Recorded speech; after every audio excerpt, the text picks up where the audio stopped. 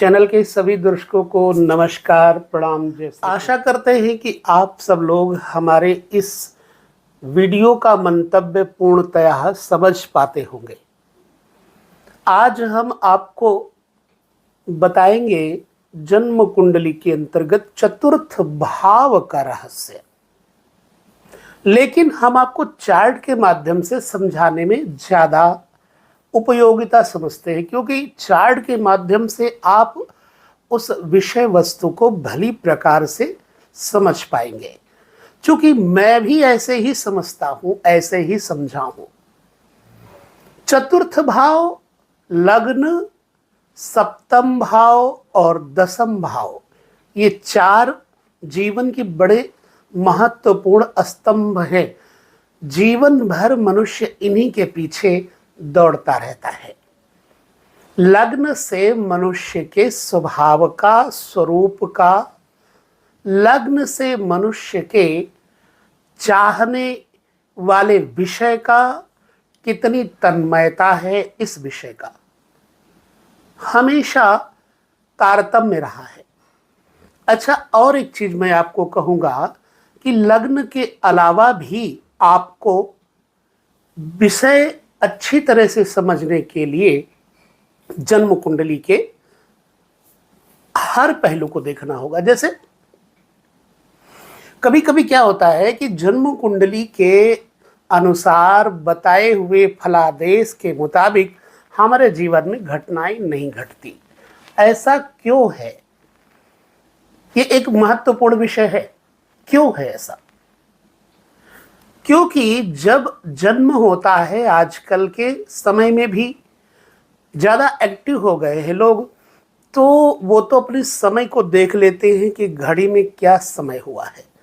लेकिन हमारे प्राचीन सभ्यता में घड़ियां नहीं होती थी, तो लोग अनुमान के साथ कहते थे कि यह समय, यहाँ पर मस्जिद के अंदर अजान हो रही थी, उस समय आवाज़ आने लग गई थी, मंदिर में घंटा बजने लग गया था, तब जन्म हुआ।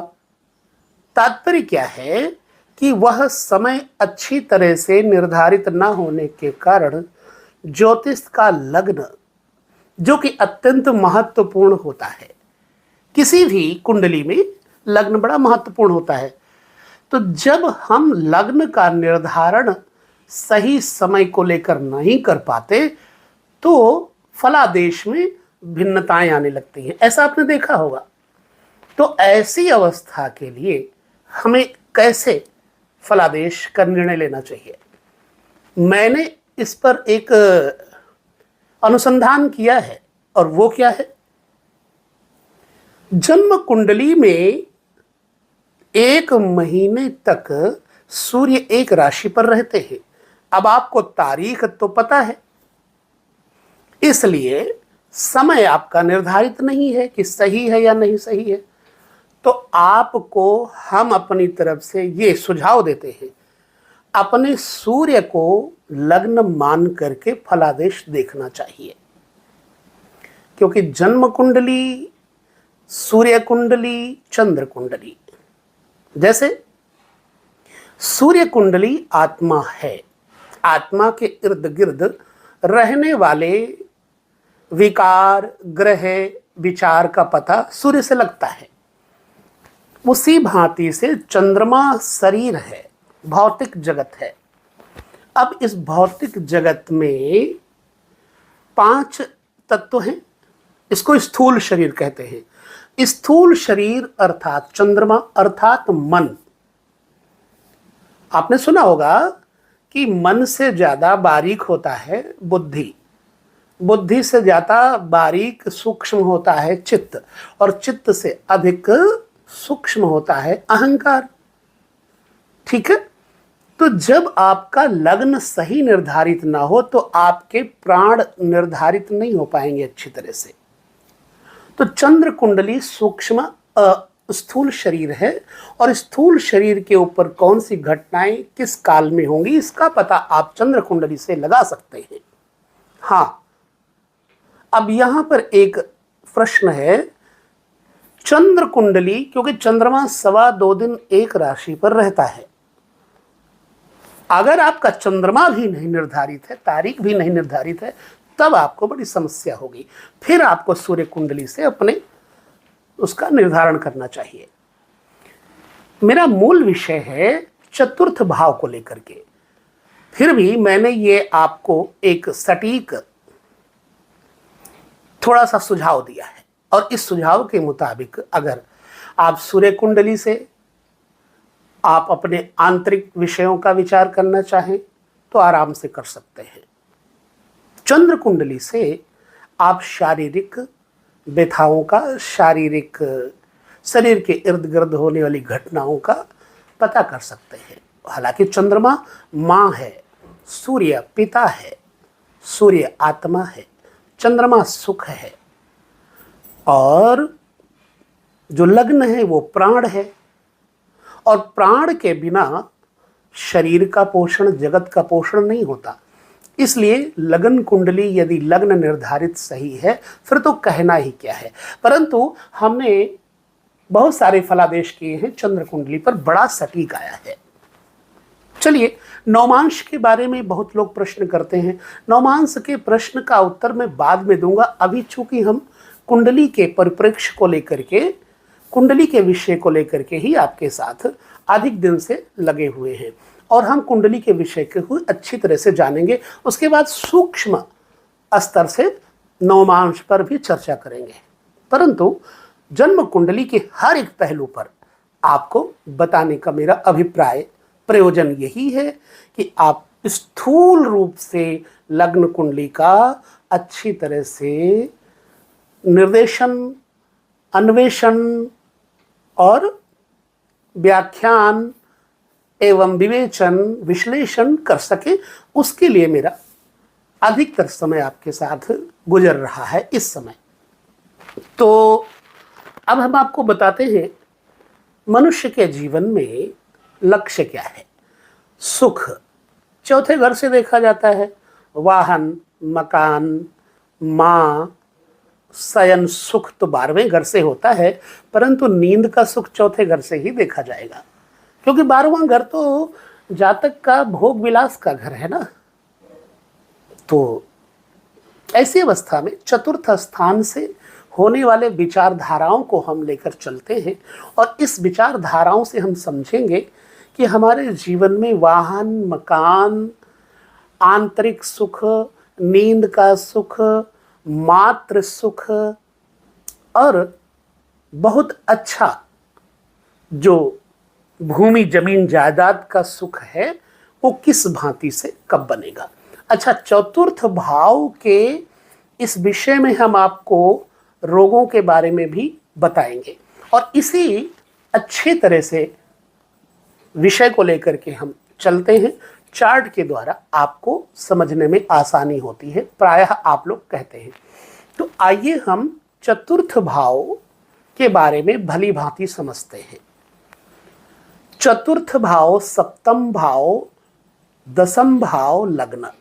लग्न से चतुर्थ भाव योग कारक है, चतुर्थ से सप्तम भाव योग कारक है, सप्तम से दसम भाव योग कारक है। मैं आपको यहाँ यह भी बता दूं कि जो जन्म कुंडली का लग्नेश होता है उसका आपके जीवन में बड़ा महत्वपूर्ण योगदान रहता है। जैसे फिल्म में पूरी पिक्चर का जो विषय है वो हीरो पर और विलेन पर अटका रहता है, वैसे जन्म कुंडली में लग्नेश हीरो है और विलेन कौन है? छठा घर, 12वां घर, 8वां घर विलेन है।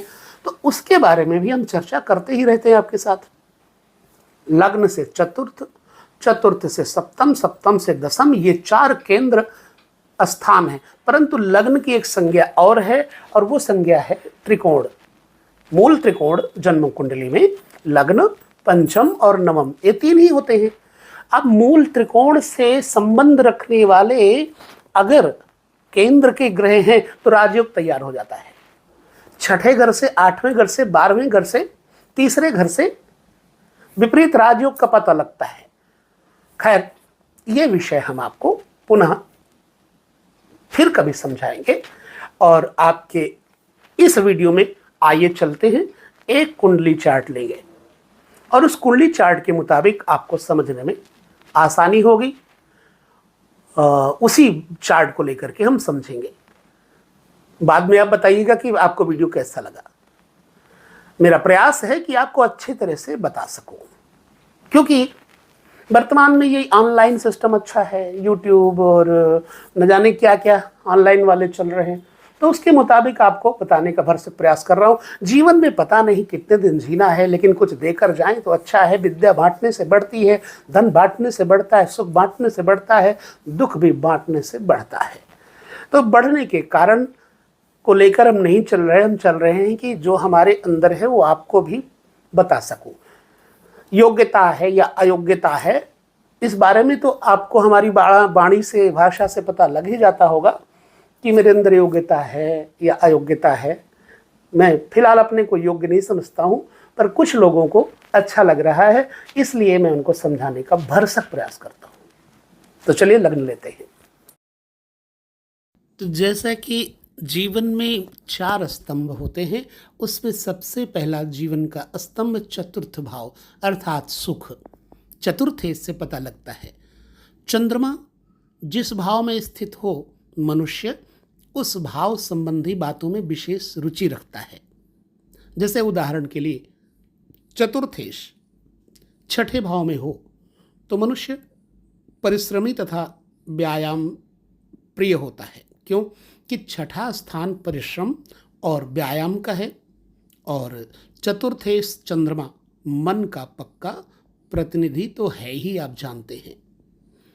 स्त्री की जन्म कुंडली में चतुर्थेश और पंचमेश अगर व्यत्यय करते हो, अर्थात चतुर्थेश पंचम में और पंचमेश चतुर्थ में बैठ जाए, तो ऐसी अवस्था में वह स्त्री को नृत्य आदि रचनात्मक कलाओं में निपुण बनाता है। बड़ा विशिष्ट योग है ये योग और भी अधिक प्रबल हो जाता है जब पंचमेश आमोद प्रमोद स्थान का स्वामी स्वयं शुक्र हो जाए और बुध से युक्त हो, तो फिर कहने ही क्या, ऐसे स्त्री बड़ी फेमस हो जाती है।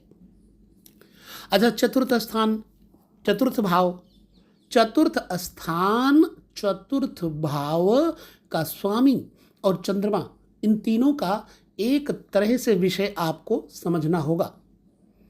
मतलब चतुर्थ में अगर वृष है लग्न, तो मातृकारक हो जाएगा शुक्र, चतुर्थेश।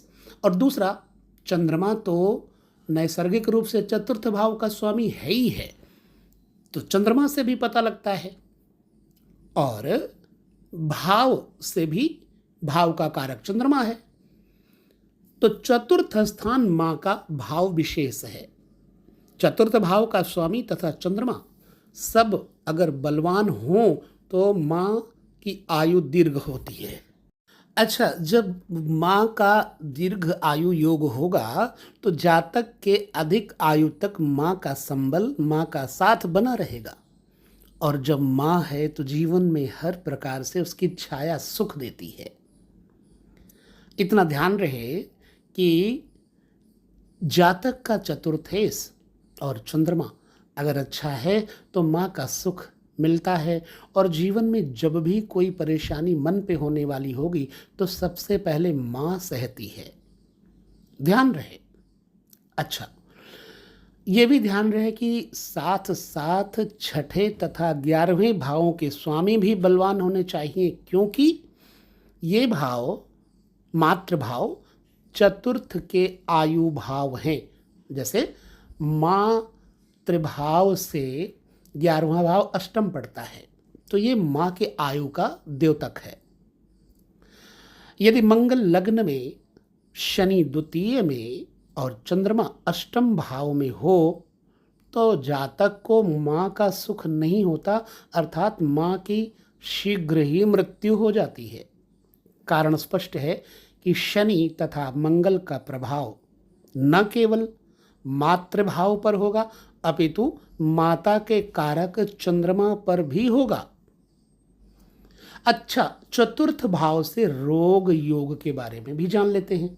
यदि चतुर्थ भाव चतुर्थेश तथा चंद्रमा काल पुरुष का चतुर्थ अंग कर्क राशि इन सब पर पाप प्रभाव पड़ रहा हो तो इन्हें पीड़ित समझना चाहिए।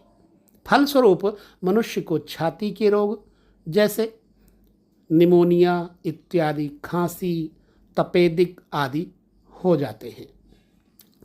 मैंने चर्चा की थी सुख के बारे में। चतुर्थ भाव से सुख का पता कैसे करें। अगर चतुर्थ भाव और उसका स्वामी तथा गुरु तीनों पाप प्रभाव में हो तो ऐसे मनुष्य को जीवन में बहुत दुख भोगना पड़ता है। क्यों? कि सुख के द्योतक सभी अंगों को हानि पहुंचती है। इसके विपरीत यदि तीनों अंग शुभ प्रभाव में हों तो मनुष्य का जीवन सुख, शांति तथा आराम से व्यतीत होता है। अब वाहन के बारे में जान लेते हैं।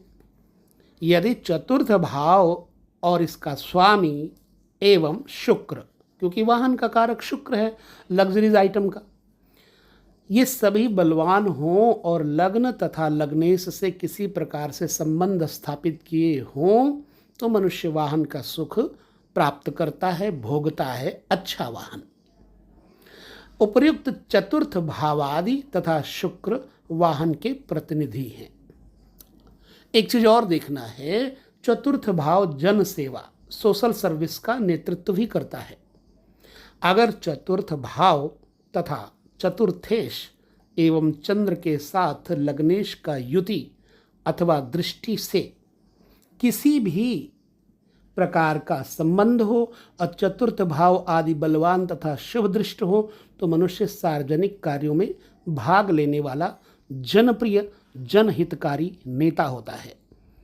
यहाँ पर हम आपको एक कुंडली दे रहे हैं। इस कुंडली को आप ध्यान से देखेंगे तो आप अच्छी तरह समझ पाएंगे। ये कुंडली जवाहरलाल नेहरू की है, सब जानते हैं। यहाँ लग्नेश और चंद्र, लग्न का स्वामी चंद्रमा है।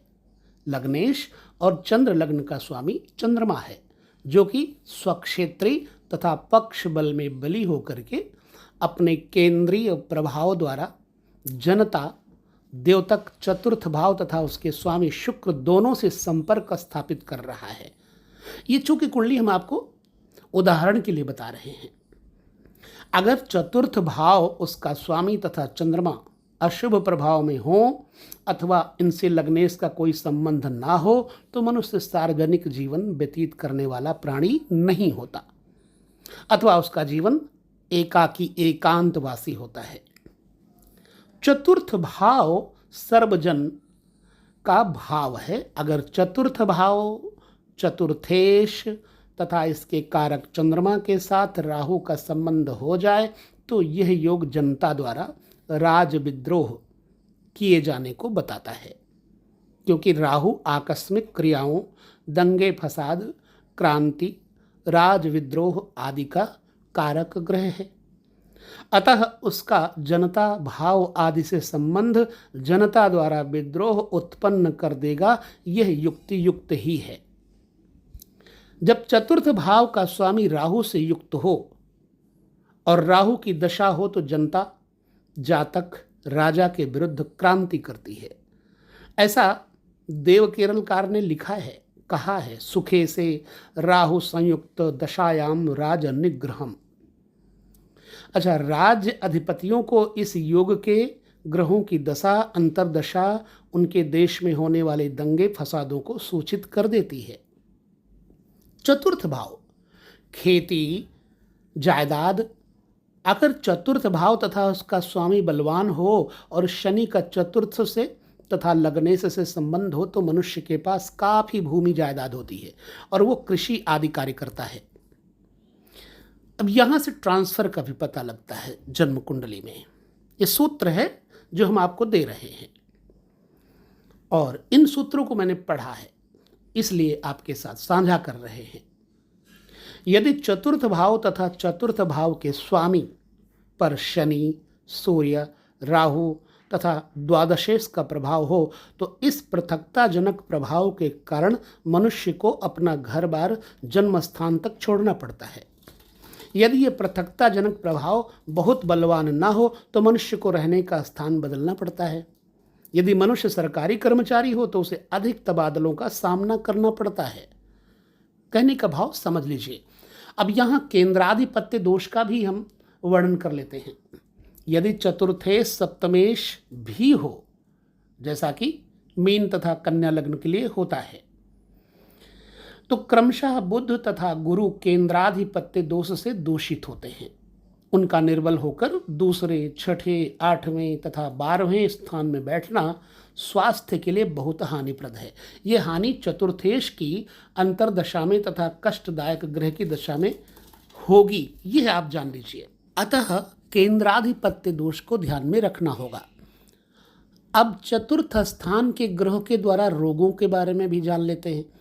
यदि कोई ग्रह निर्बल होकर चतुर्थ स्थान में स्थित हो तो अपनी अंतर्दशा में तथा द्वितीयेश, सप्तमेश, अष्टमेश आदि कष्टदायक ग्रहों की महादशा में रोग देता है, जिससे छुटकारा भी मिल जाता है। चतुर्थ भाव से शत्रुता के बारे में विचार करें।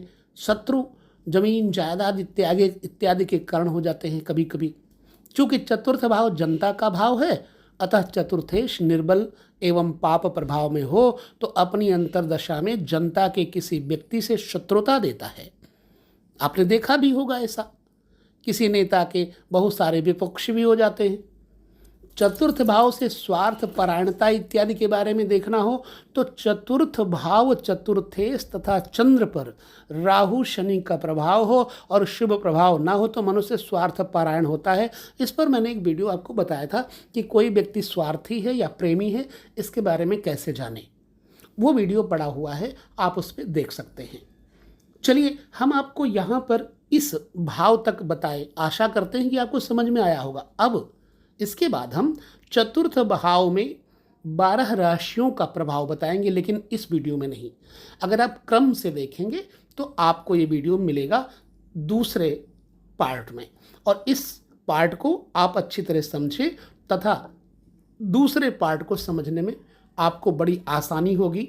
इसलिए इन चतुर्थ भावों को समझना और फिर मुझे बताना कि आपको इसके बारे में जानकर कैसा अनुभव प्रतीत होता है। आपके अनुभव हमारे लिए बड़े ज़रूरी है। अगर आपको मेरे द्वारा बताए गए किसी भी शब्द से हानि है, आपको समझ में नहीं आता, तो मेरा बताना निष्फल होगा, तो मैं नहीं बताऊंगा, बिल्कुल ही नहीं। मैं स्टॉप कर दूंगा, वीडियोस देना ही बंद कर दूंगा, सत्य कह रहा हूँ। क्योंकि मेरा प्रयास है कि सबको सब कुछ आए, मेरे माध्यम से जितने लोगों को कुछ भी आए तो मेरा सौभाग्य होगा। तो चलिए हम यहाँ पर लेते हैं विदा, पुनः दूसरे पार्ट में मिलेंगे चतुर्थ भाव को लेकर के, ग्रहों के अनुसार जीवन में सुख और दुख इत्यादि का परिवर्तन इत्यादि का प्रभाव फलादेश देखेंगे। तो बस लेते हैं विदा, आप सभी को यही कहते हैं कि अच्छे से सीखें, जानें। अगर आप जानकार हैं तो भी आपको इंटरेस्ट होगा, जान करके फिर आप मुझे बताएं कैसा लगा। नमस्कार।